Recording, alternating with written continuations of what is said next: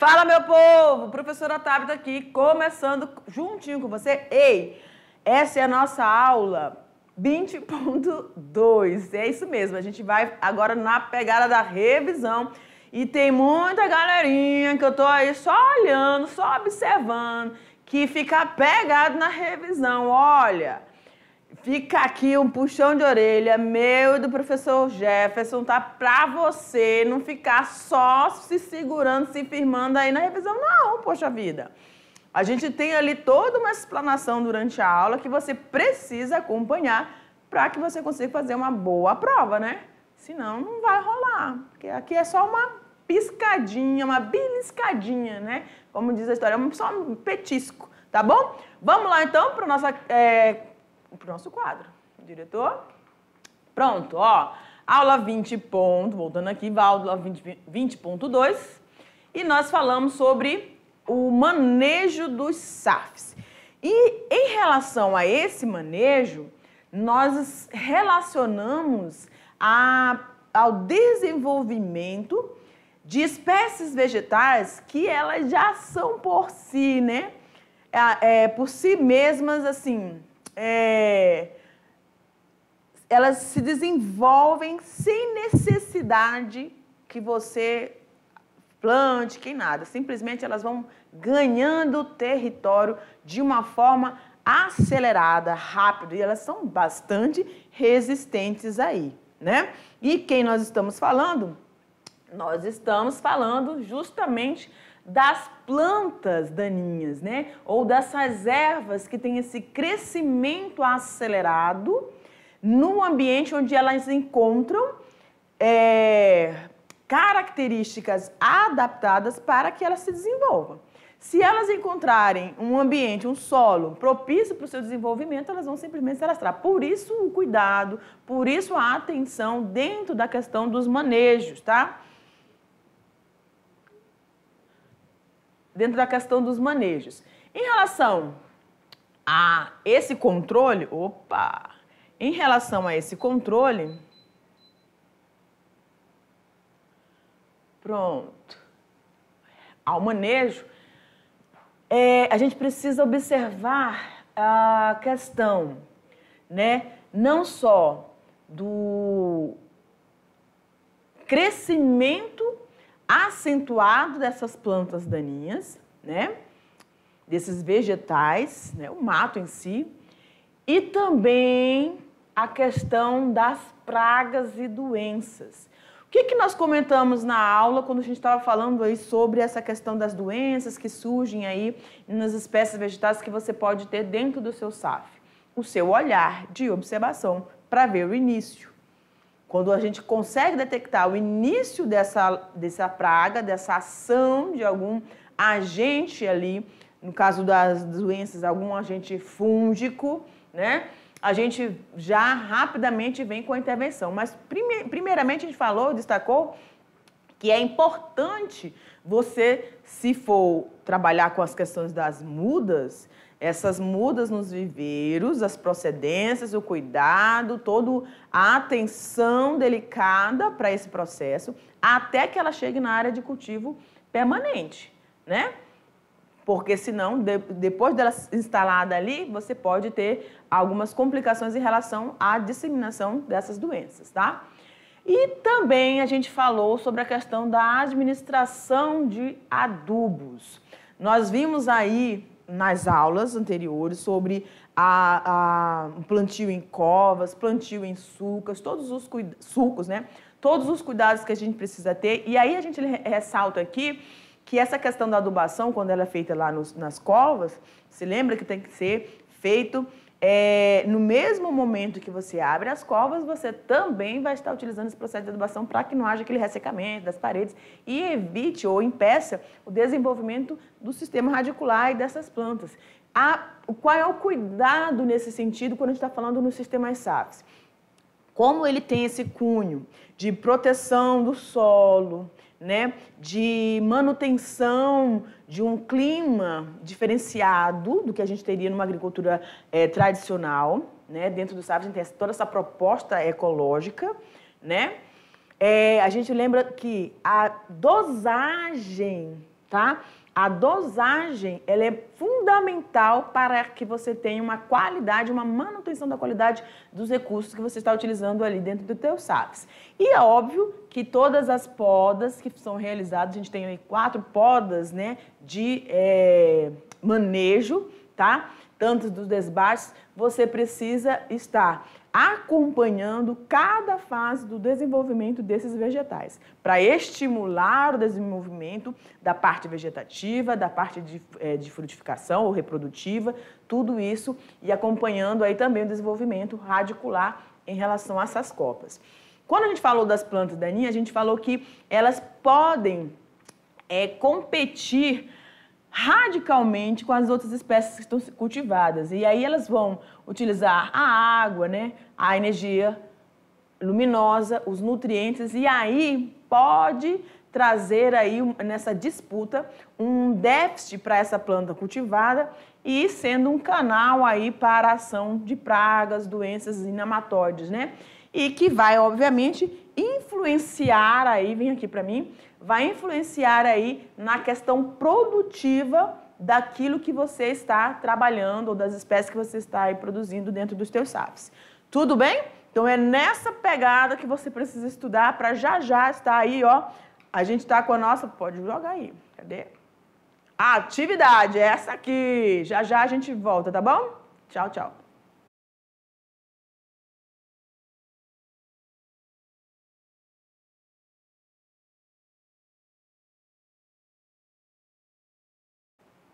Chegou a hora que a gente precisa se ligar nas questões. Por quê? Algumas delas podem ser cobradas na prova.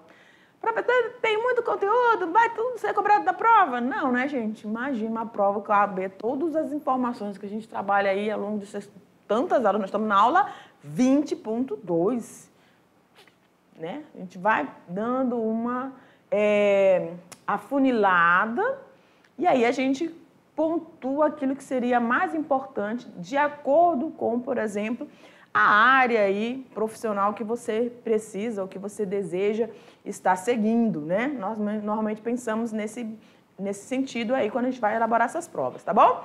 Então vamos lá para a questão número 1. Questão de número 1 diz o seguinte: quais os cuidados que se deve tomar na prática do arranquio para o controle de espécies que se multiplicam vegetativamente? Pois é, essa multiplicação, a reprodução, essa propagação vegetativa, né, que nós chamamos aí dentro da biologia, na parte da flora, né, das plantas, dos vegetais, tem realmente uma situação, porque assim como os fungos que utilizam a sua situação reprodutiva, os esporos, esses vegetais, né, que têm essa propagação, eles se alastram, gente. Eles simplesmente viram uma praga, porque a gente considera praga aquilo que tem um descontrole no número de indivíduos, né, que podem trazer uma competição, uma instabilidade àquele sistema, né? Então, quais são os cuidados que a gente precisa tomar quando a gente tem ali dentro do nosso SAF culturas, e a gente vai lembrar que essas culturas, elas são diversas em relação às culturas, né? A gente pode ter inserido dentro desses SAFs também as espécies medicinais, as plantas medicinais. As plantas ali que vão servir como temperos, né? Os legumes, as hortaliças.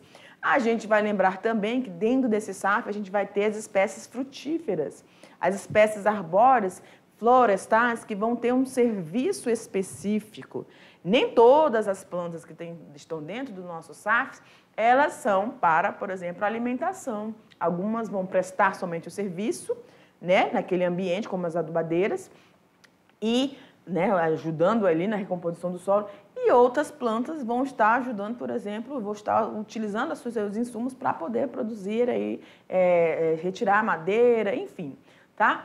Então, quais são os meus cuidados que eu preciso ter em relação a essa retirada, quando eu faço essa retirada manual ali dessas espécies que se alastram no meu SAF. Olha lá, eu preciso que nesse processo manual, né, eu deva arrancar completamente, tá? Eu vou pegar, não tem como, vem cá, deixa eu ver aqui. Quando a gente está ali naquela torceira de capim, né? Você pega ali, às vezes você vai só uma vez, não vai, né? Não dá, porque às vezes, mesmo elas tendo o sistema radicular mais horizontal, o crescimento não é vertical, mesmo assim, ela junta tanta terra, barro, que é difícil de você, às vezes, retirar, tá? E aí, imagina, ao fazer esse movimento, ao retirar, você precisa, às vezes, você corta metade dela, deixando ainda o sistema, né, da raiz. Então, você precisa retirar completamente, porque devido a essa multiplicação vegetativa. Se você deixar algum fragmento, ela vai se desenvolver, ela vai continuar ali e vai se enraizando novamente. O pedacinho que ficar, ela vai se enraizando e vai se desenvolver novamente. Então, precisa que você faça retirada completa da raiz, não deixando partes que fiquem na área, evitando processos de reinfestação. É a mesma coisa aqui, ó, porque a gente estava falando de um vegetal que é tido como uma praga porque ele cresce de forma descontrolada e se você não fizer essa limpeza. Aí a gente lembra assim do nosso organismo, tá? A gente precisa, tem alguns agentes infecciosos que agem no nosso organismo, no nosso corpo, que a gente precisa matar ele pela raiz, né? Como diz a história. Usar uma medicação que prescrita com processos, dias, o horário, né? Entre as horas que você vai ter que usar aquela medicação, até o fim, seguir à risca. Por quê? Se você faz alguma coisa de forma pela metade, você pode ter prejuízo aqui e também no seu organismo, que o agente infeccioso pode ficar ali escondidinho e aí quando você tiver uma baixa da sua imunidade, ele ó, aflora novamente ou faz o processo de reinfestação novamente, tá bom? Então vamos lá para a nossa questão de número 2.